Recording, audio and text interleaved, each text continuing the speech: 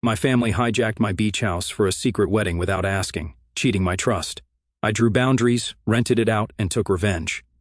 I pull into the curved shell driveway of my beach house, tires crunching over the familiar surface, and immediately sense something is wrong. 4 unfamiliar cars crowd the space where normally there's just room for my sensible Subaru. My stomach tightens as I park awkwardly behind them. This is supposed to be my quiet Friday afternoon retreat. I've been looking forward to it all week while processing mortgage applications at Coastal Florida Bank. The thought of my porch swing, paperback novel, and the sound of distant waves has kept me sane. I step out into the salty air and hear voices, too many voices, coming from my backyard. The gate stands open, and through it I glimpse what appears to be a wedding arch. My pace quickens as I round the corner of the house.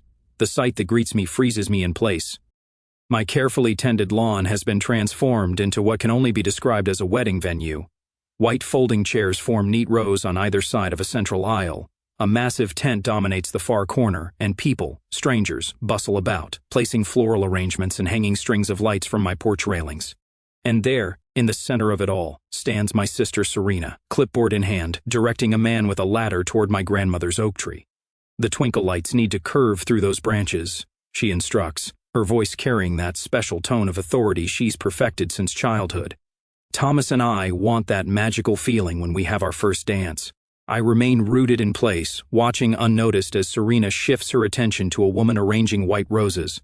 Those centerpieces need to be higher. We want drama. And check if the caterer called back about the seafood option. My mind spins. Caterer? First dance? Thomas is Serena's boyfriend of 8 months, but I hadn't heard anything about an engagement, let alone a wedding at my house. Finally, my paralysis breaks. I step forward. The garden stones cool beneath my feet. Serena's eyes meet mine, and for just a second I catch a flicker of something. Guilt, concern, before her face blossoms into a brilliant smile. Rain, perfect timing, she calls, waving me over as if I'm just another wedding vendor. We need your input on the seating chart. I struggle to find my voice. What's going on here? Serena's smile doesn't falter. Oh, didn't Mom tell you? We're finalizing the wedding details. The ceremony's next Saturday. You're just in time to help with the place settings. My gaze sweeps over my transformed property. My sacred weekend retreat that I worked double shifts for 5 years to afford. The down payment represented countless declined dinner invitations and budget lunches. You're having your wedding here? At my house? The words come out strained. A woman in a sleek blazer approaches, hand extended. You must be the generous sister I've heard so much about. I'm Vanessa, the wedding planner. The venue is absolutely perfect for what Serena and Thomas envisioned. I shake her hand automatically while processing her words. Generous sister? Venue? My eyes land on a table covered with elegant cream-colored envelopes. I pick one up, sliding out the embossed invitation inside. The words blur before refocusing. Joyfully invite you to celebrate their marriage at the Bennett Beach House, 219 Pelican Way, Sandpiper Beach, Florida. The memory surfaces unbidden. Standing in this very yard 5 years ago, key in hand, trembling with pride as the realtor congratulated me on my purchase. The months of saving, the overtime hours, the promotion I earned through sheer determination, all culminating in this moment of achievement, my very own piece of paradise. My mother's voice had cut through my joy. Such a waste for just one person, don't you think? The family could have pooled resources for something we could all use. And Serena, champagne already in hand, this is perfect for family gatherings. I can't wait to bring my friends down for beach weekends. I'd smiled tightly, already feeling my ownership slipping away, despite my name alone on the deed. Since then, it's been a steady erosion, parents bringing dinner guests without warning.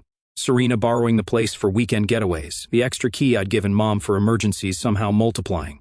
Family members coming and going as they pleased, the messes I'd clean up, the belongings rearranged, the casual disregard for my space. My gentle reminders met with the same response. We're family, no need for formalities. Vanessa's voice pulls me back. Serena mentioned you were thrilled to host. We've been working on the details for months. Months. They've been planning this, for months without asking me. Something shifts inside me. A lifetime of being the responsible one, the reasonable one, the one who makes sacrifices for family harmony. And this is how they repay me. For a moment, I imagine myself exploding, tearing down decorations, demanding everyone leave. Instead, I feel an eerie calm descend. Excuse me, I say quietly, turning toward my car. Rain? Serena calls after me. Where are you going? We need your help with the seating chart. I keep walking, keys clutched tightly in my hand. Rain, her voice rises. Don't be difficult. We have family obligations. The word echoes as I slide into my driver's seat. Obligations. Always my obligations to them, never theirs to me. As I pull away, I catch Serena's frustrated expression in my rearview mirror. For the first time in years, I don't feel the familiar weight of guilt. Instead, I feel something new taking its place, determination. I drive aimlessly for nearly an hour before returning to my apartment, fingers still white-knuckled around the steering wheel. The unexpected invasion of my beach sanctuary plays on repeat in my mind like a horror film I can't shut off. Inside my apartment, I drop my purse on the kitchen counter and collapse onto the sofa. My phone buzzes incessantly. 3 missed calls from Serena, 2 from Mom, and a text from Dad that simply reads, "Call your mother." Instead, I open my laptop and type Serena Bennett wedding into the search bar. My stomach lurches as results flood the screen. Serena's Pinterest board appears first. Beach house dream wedding, created 8 months ago. 8 months of planning without a single conversation with me. I click through to her Instagram. A post from 3 weeks ago shows her and Thomas toasting champagne on my porch. The caption reads, "Final venue walkthrough at my amazing sister's beach house. Can't wait for our 150 guests to experience this paradise. 3-day celebration. Generous sister, blessed bride." Comments from relatives pile beneath, so wonderful of Rain to donate her beautiful home. That's what family is for. What a selfless sister you have. My temples throb. Donate? I never donated anything. A notification pops up, a private message from Thomas, Serena's fiancé, Rain. "I'm sorry about all this. I told Serena we should ask you properly. This wasn't my idea." I stare at the message, unsure how to respond. My phone buzzes again. "Mom?" I answer, my voice tight. "There you are. What on earth were you thinking driving off like that?" Serena is beside herself. "The wedding planner needs your input on several things and—" "Mom," I interrupt, "did you know about this? That Serena was planning her entire wedding at my house without asking me?" A pause. "Well, of course I knew. We all did. It's not like you use that place much anyway." I scroll through old text messages between my parents while she speaks. One from Mom to Dad jumps out. "Rain won't mind about the wedding. She never uses the house anyway. Serena needs this." Dad's response, "Should we at least mention it to Rain?" "Mom, better not. She might overthink it." You know how she gets. Serena says it's easier to ask forgiveness than permission. The timestamp shows this exchange happened 4 months ago. "Are you even listening?" Mom's voice cuts through my thoughts. "I have to go," I say and hang up. For the next hour, I dig deeper. A family group chat I was never added to contains dozens of messages coordinating wedding details at Rain's place. Cousins discussing carpooling. Aunts debating whether to bring extra chairs. Everyone assuming I've happily offered my home. I pull my property deed from my filing cabinet, smoothing the paper with trembling hands. Rain Elizabeth Bennett, the sole name listed as owner. The mortgage statements show payments from my account alone. Every utility bill, insurance payment, and maintenance cost has come from my savings. The realization strikes with startling clarity. This isn't about a house anymore. This is about respect. I search trespassing laws, Florida, and unauthorized use of private property. I calculate utility costs for 150 guests over 3 days, potential property damage, liability issues if someone is injured. The numbers climb alarmingly. My phone rings. Marlene, my best friend since college. "Your sister's wedding?" she says when I answer. "I just got an invitation to your beach house. Since when are you hosting a wedding?" I explain the situation, my voice growing stronger with each detail. "Rain," Marlene says firmly, "you're not crazy for being upset. This is outrageous. What are you going to do?" "I don't know yet," I reply, "but I'm done being a doormat." The next day at work, my coworker James notices my distraction. "Family drama," I explain briefly during our lunch break. He nods knowingly. "Let me guess. They've crossed a boundary and expect you to just accept it." I look up, surprised. "How did you know?" "Been there. My brother used to borrow my car without asking. Kept doing it until I changed the locks on my house where I kept the keys." He leans forward. "Stand firm, Rain. Family can be the worst boundary violators because they think they're entitled to forgiveness." That afternoon, I receive a text from my neighbor at the beach house. "Lots of people coming and going from your place lately. Everything okay?" The pieces coalesce into a plan. I leave work early and drive to the beach house. I watch from across the street as Serena directs florists carrying arrangements inside. My house, my sanctuary. At the hardware store, I purchase new locks and security cameras. The locksmith arrives an hour after Serena leaves. By sunset, my house is secure again.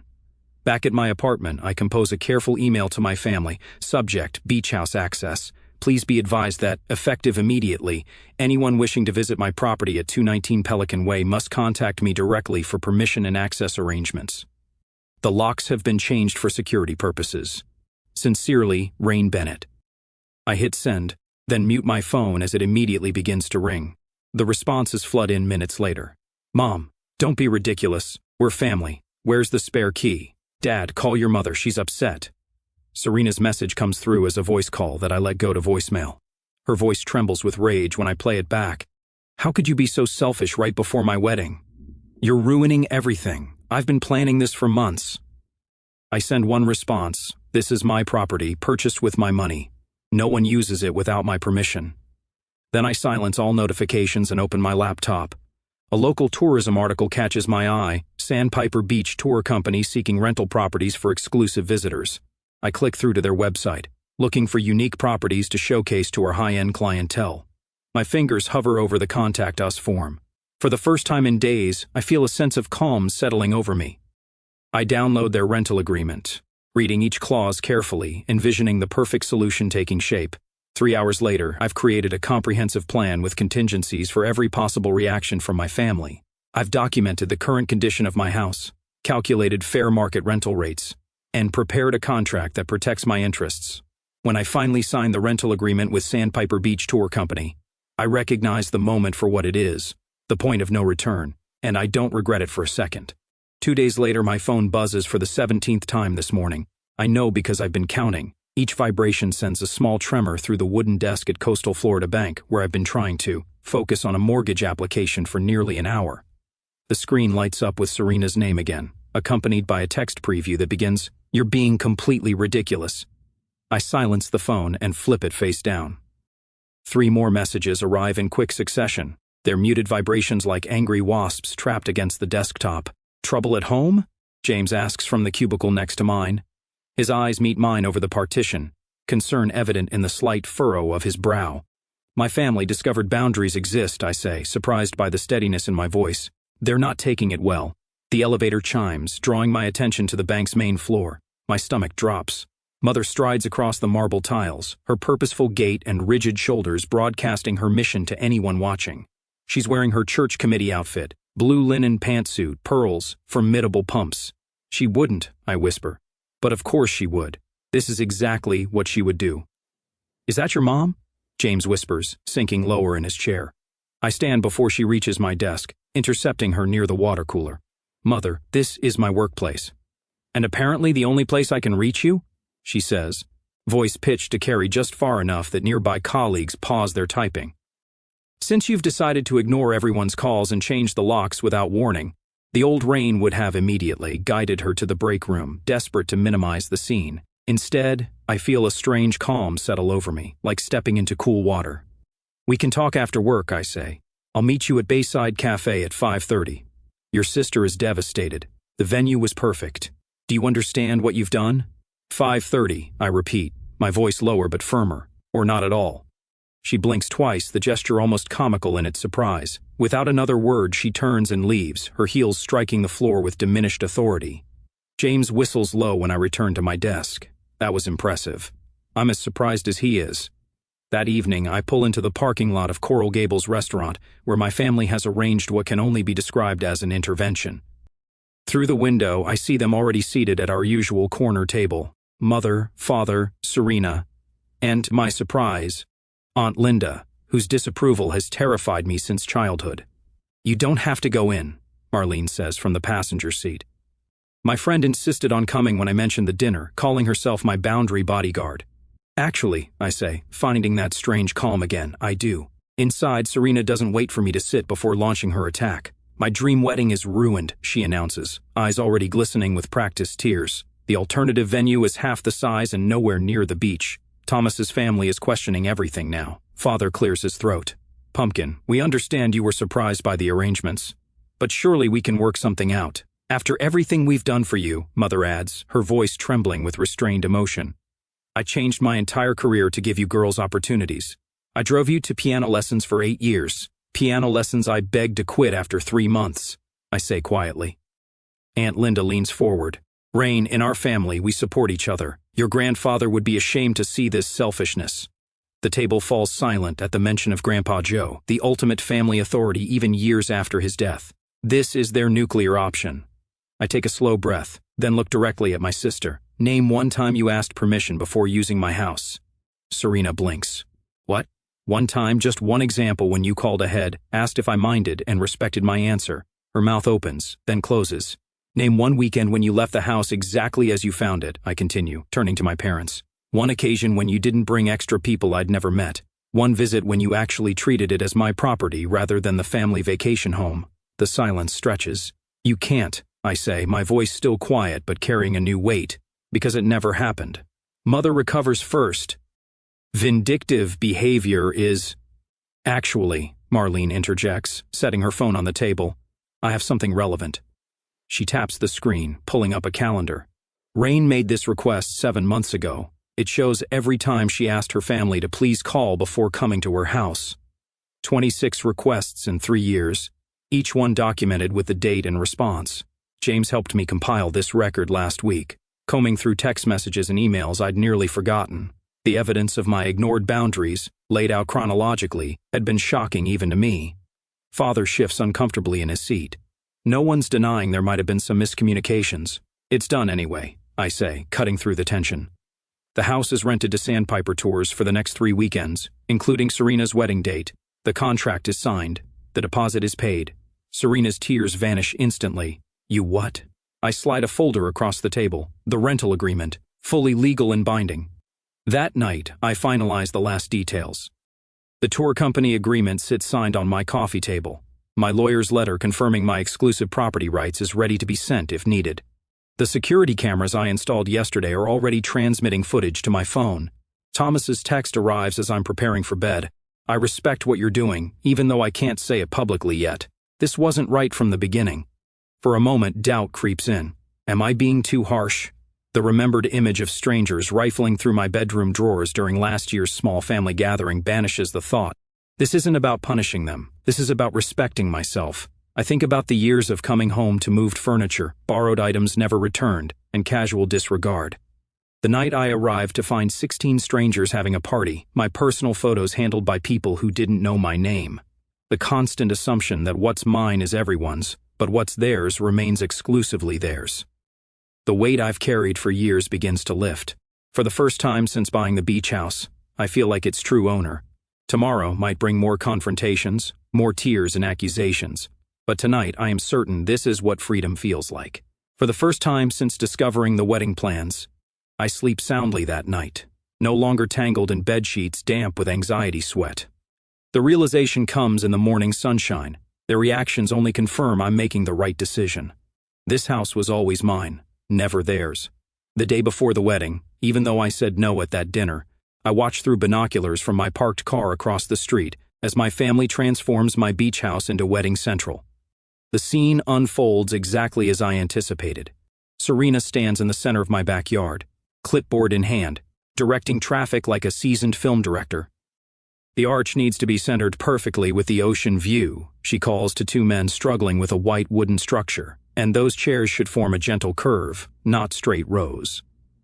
This isn't a high school graduation, and there's my mother, kneeling by the garden beds, arranging white roses and baby's breath in stone planters. She seems to be talking to the flowers as she works, probably telling them stories about her own wedding 35 years ago. Dad follows behind a caterer, nodding at everything the man says while occasionally checking his watch. I check mine too. 3, 2, 1. Right on schedule, a white van with coastal Florida tours emblazoned on the side pulls into my driveway. 2 more vehicles follow, parking behind it. 7 uniformed employees exit the vehicles, clipboards and equipment in hand. Through my binoculars, I can see the exact moment confusion ripples across my family's faces. The tour manager, a tall woman with silver hair pulled into a professional bun, approaches Serena with an outstretched hand. Even from this distance, I can read the body language. Serena's spine stiffens. Her head tilts in that particular way it does when something isn't going according to her plan. I start my car, but don't drive closer. Not yet. My phone buzzes with a text from the tour manager. We've made contact. Contract presented as instructed. I imagine the scene, the manager showing Serena the legally binding document with my signature dated 3 weeks ago. The reservation for a corporate retreat starting tomorrow morning, with setup scheduled for this afternoon, exclusive use of the property for the entire weekend. My phone erupts with calls. Mom, Dad, Mom again, Serena. I let them all go to voicemail. This moment has been carefully choreographed, and I won't disrupt it by engaging too early. Through my binoculars, I watch as 3 cars pull into the already crowded driveway, early wedding guests, no doubt. Dad rushes to intercept them, hands waving in what appears to be an explanation. One woman puts her hands to her face in shock. When Serena finally calls for the 6th time, I answer. "What did you do?" Her voice crackles with barely contained fury. "Hello to you too," I reply, my voice remarkably steady. "There are people here saying they have a contract for a tour group tomorrow at your house. My wedding is tomorrow." I correct her gently. "My house, not your wedding venue." "This is your house," she shrieks. "You can tell these people to leave." "You never asked me, Serena," I say, the words flowing easily, rehearsed in my mind for days. "I bought this house with my money, I maintain it with my money, and I rented it out as I wished. You knew about the wedding. Everyone knew. Everyone assumed, no one asked. I keep my tone even. This is what happens when you assume rather than ask for permission." "You have to fix this," she says, panic edging into her voice. "Call them off. The house is not available. Not tomorrow. Not for the weekend." I end the call and watch the chaos unfold. Mom frantically working her phone, probably calling every venue in a 50-mile radius. Dad shepherding confused guests back to their cars. Serena in animated conversation with the wedding planner, her arms gesturing wildly. An hour later, my phone pings with notifications. Social media updates from relatives are shifting from excitement about the beautiful beach wedding to confusion about venue complications. A cousin posts, "Anyone know what happened to the generous sister's offer?" 20 minutes later, Thomas calls. His voice sounds different, measured, respectful. "Rain, I want you to know I always felt uncomfortable about using your house without formally asking. Thank you for saying that, Thomas. My parents have agreed to host in their backyard. It won't be the beach, but with some quick rearranging, we can make it work." He pauses. "I understand why you did this." After we hang up, I receive the first unexpected text from my Aunt Gloria. "Always thought it strange they'd use your house without asking. Standing your ground takes courage." The tour company staff continues setting up their equipment. Beach chairs in neat rows facing the water, informational placards about local marine life, a registration table on the front porch. I finally drive away, leaving my property being used exactly as I intended, with permission, with respect, with boundaries intact. For the first time in years, I feel something unfamiliar unfurling in my chest. It feels remarkably like freedom. 3 days later, the doorbell rings just as I'm organizing the last of my documentation. Through the peephole, I see my parents standing shoulder to shoulder, their postures rigid with indignation. I take a deep breath, tuck the final photograph into its folder, and open the door. "Rain Elizabeth Bennett," my mother says, her voice wavering between fury and tears. "How could you humiliate your sister this way? Her wedding is in shambles." My father stands slightly behind her, his disappointment radiating like heat. "After everything we've sacrificed for you, this is how you repay us. By destroying Serena's special day?" I step back, gesturing toward my living room. "Would you like to come in?" Their momentary hesitation reveals their surprise at my calm. They expected tears or defensive anger, my usual response pattern. Instead, I lead them to the couch, where 3 water glasses wait on coasters. I've anticipated this visit for days. "You need to make this right," my mother continues, her voice gaining strength as she settles onto my couch. "A public apology at minimum. And you'll need to compensate for the venue change." Thomas's parents' backyard was barely adequate. My father leans forward, his tone softening into the reasonable voice he uses when closing business deals. "Sweetheart, everyone makes mistakes, but this is family. If you don't make amends, I'm afraid you'll find yourself cut off from—" "I've prepared something I'd like you to see," I interrupt, sliding a thick blue folder across the coffee table. My mother glances at it without touching it. "What's this supposed to be?" "Documentation," I answer, opening it myself. 5 years of boundary violations at my beach house. I've organized it chronologically. Their expressions shift from righteous anger to wary confusion as I begin laying out photographs. Wine stains on my grandmother's quilt after an unauthorized small gathering that left 17 empty bottles, cigarette burns on the deck furniture from my cousin's friends, muddy footprints across my white bedroom carpet from someone's dog. "I've been silent for too long," I say, my voice steady despite the pounding in my chest. "Every time I asked for respect, you dismissed me. Every boundary I set, you crossed. My father shifts uncomfortably. That's just normal wear and tear. This isn't normal, I counter, pulling out a stack of receipts. These are the repair costs. Notice the signatures? All mine. I've never asked for a dime from any of you. My mother's face flushes. We're family. We shouldn't need formal invitations or family respects each other, I say, cutting her off with a gentleness that surprises even me. The house is mine. My name is on the deed. My money paid for it. I slide forward the property documentation, the mortgage statement, the insurance policy, all bearing only my name. You had no right to, my father begins. I had every right, I reply, tapping my finger on the deed, just as I had every right to rent it to the tour company. Their eyes widen as I pull out my phone and scroll to the security camera footage from 3 months ago. My mother leading 6 strangers through my bedroom, opening drawers, showing off our family beach house. This is private property, not a family timeshare, I say. And this, I place Serena's wedding invitation on top of the pile, was planned without my knowledge or consent. My mother's hands tremble slightly as she picks up the invitation. For the first time, I see uncertainty in her eyes. If you want any relationship with me going forward, these are my terms. I pull out a single sheet of paper. No one visits without explicit permission. I require advance notice and confirmation. All copies of my keys must be returned immediately. My father's face darkens. You can't dictate. I can and I am, I say, meeting his gaze. These aren't requests. They're requirements. The silence stretches between us. My mother stares at the evidence spread across the table, the physical manifestation of years of disregard. I never saw it from your perspective, she finally whispers, something genuine breaking through her defensive shell. My father rubs his face, suddenly looking older. We didn't think. It wasn't our intention to. Intent doesn't erase impact, I say, gathering the documents back into the folder. I love you both, but I won't compromise on this anymore. The power shift is palpable in the room. Their manipulation tactics, the tears, the guilt, the threats of exclusion, lie useless between us like spent ammunition. My father reaches into his pocket and places a key on the table. My mother hesitates before adding hers beside it. Serena has one too, my mother admits. I nod. I'll get it from her. She won't take this well. My father warns. That's not my responsibility, I reply. As they prepare to leave, my mother pauses at the door. Will you come to Sunday dinner next week? I meet her eyes steadily. I'll let you know by Thursday if I'm available. Something passes between us, a new understanding. She nods once, accepting this small but significant shift in our dynamics. After they leave, I stand in my quiet apartment, my heart racing, not with anxiety, but with a strange, unfamiliar lightness. For the first time in years, I feel the weight of their expectations lifting from my shoulders.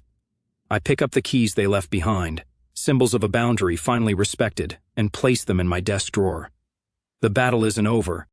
Serena will be harder to convince than my parents. But for now, in this moment, I've reclaimed something essential: my house, my boundaries, my life. The morning sunlight spills across my deck as I settle into my porch swing, coffee mug warming my hands. 6 months have passed since the wedding debacle, and my beach house feels truly mine for the first time. No unexpected visitors, no rearranged furniture, no apologetic texts about borrowing the place for the weekend. I run my fingers along the new cushions I chose last month, soft teal fabric that reminds me of the ocean at midday. The bookshelves I installed now hold my favorite novels instead of Serena's forgotten magazines. Wind chimes tinkle softly from the corner of the porch, a sound that has become synonymous with peace. This is what home should feel like, I whisper to myself, watching a pair of sandpipers dance along the shoreline. My phone buzzes with a text from James at work. Congrats again on the promotion. Bank's lucky to have you in charge of the commercial loan division. The promotion came after I pitched my own restructuring plan, instead of letting the VP take credit for my ideas. Something shifted inside me that day in the conference room when I said, actually, I developed this strategy and would like to present it myself. The confidence from standing up to my family spilled into every aspect of my life. Last Saturday, I had dinner with Mom and Dad for the first time in months. The conversation felt stilted at first, but they respected the boundaries I'd established. Dad asked before helping himself to more water. Mom called yesterday to thank me for coming, rather than assuming we'd meet again this weekend.